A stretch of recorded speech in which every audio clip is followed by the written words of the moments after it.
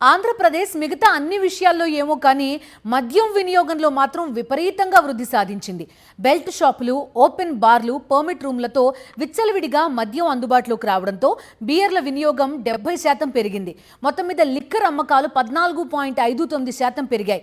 ఇంత దారుణంగా ప్రజలతో మద్యం తాగించడం ఆల్ టైమ్ రికార్డ్ అనే చర్చ జరుగుతోంది. చంద్రబాబు పాలన మహిళా భద్రతకు పెనుశాపంగా మారిందనడానికి ఈ మద్యం వినియోగమే నిదర్శనం అనే విమర్శలు వెల్లువెత్తుతున్నాయి. రాష్ట్ర చరిత్రలో గతంలో ఎన్నడూ లేనంతగా గత ఏడాది కాలంలో చంద్రబాబు సర్కార్ మద్యం తాగించింది. 2025-26 ఆర్థిక సంవత్సరంలో రాష్ట్రంలో మద్యం అమ్మకాలు విపరీతంగా పెరిగాయి. బీర్ ఐఎంఎఫ్ఎల్ వినియోగం భారీగా పెరగడంతో మొత్తం అమ్మకాల విలువ 6.11% పెరిగింది. గత ఏడాది ఏప్రిల్ 1 నుండి ఈ ఏడాది మార్చి 31 వరకు గణాంకాలను పరిశీలిస్తే చీప్ లిక్కర్ నుండి కాస్ట్లీ లిక్కర్ వరకు అన్ని బ్రాండ్లు కలిపి మద్యం వినియోగంలో 14.59% వృద్ధి నమోదైంది. బీర్ విక్రయాలు 136 లక్షల కేసుల నుంచి 232 లక్షల కేసులకు పెరిగాయి. అంటే ఏకంగా 70.29% బీర్ల అమ్మకాలు పెంచారు. ఇంత దారుణంగా మద్యం వినియోగం పెరగటం రాష్ట్ర ప్రజలకు ఎలాంటి శ్రేయస్కరం కాదని వైద్యులు చెబుతున్నారు. ఇంత పెద్ద ఎత్తున మద్యం అమ్మకాలు, వినియోగం రాష్ట్ర చరిత్రలో ఎన్నడూ పెరగలేదు.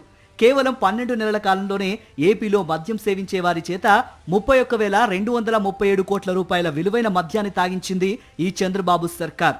చీప్ లిక్కర్ అమ్మకాలు విపరీతంగా పెరగటంతో పేద కుటుంబాలు చిన్నాభిన్నమవుతున్నాయి. మరోవైపు యువత అధికంగా సేవించే బీర్ల అమ్మకాలు 70% పెరిగాయంటే రాష్ట్ర యువతను ప్రభుత్వం ఎటువైపు తీసుకెళ్తోందన్న ఆందోళన నెలకొంది.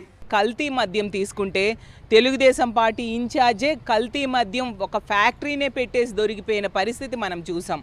ఇలా తీసుకుంటే ఈ రాష్ట్రంలో మద్యం ఎక్కడ పడితే అక్కడ వెచ్చలవిడిగా దొరకడమే కాకుండా కూటమి పాలనలో 80-90 వేల బెల్ షాప్స్ ఈరోజు ఈ రాష్ట్రంలో ఎక్కడ పడితే అక్కడ ఏర్పడిన పరిస్థితి. అలాగే పెర్మిట్ రూమ్స్కి 5 లక్షలు కట్టించుకొని అఫీషియల్గా పర్మిషన్ ఇచ్చేసిన పరిస్థితి మనం ఈ కూటమి పాలనలో చూస్తూ ఉన్నాం.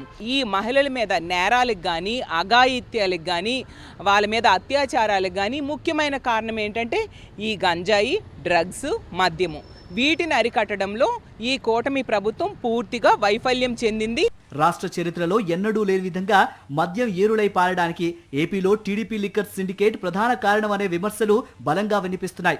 చంద్రబాబు అధికారంలోకి రాగానే ఏపీలోని మొత్తం బార్లు, మద్యం షాపులు అన్నింటినీ టీడీపీ నేతలకు అప్పగించారు. పర్మిట్ రూమ్లకు అనుమతులిచ్చారు. సమయ పాలనను పెంచేశారు. దాంతో సమయ పాలన లేకుండా 24 గంటలు మద్యాన్ని అందుబాటులోకి తెచ్చారు. నిబంధనలకు తిలోదకాలిచ్చి బెల్ట్ షాపుల్ని, ఓపెన్ బార్లను పెట్టుకోవడానికి అనుమతినిచ్చారు.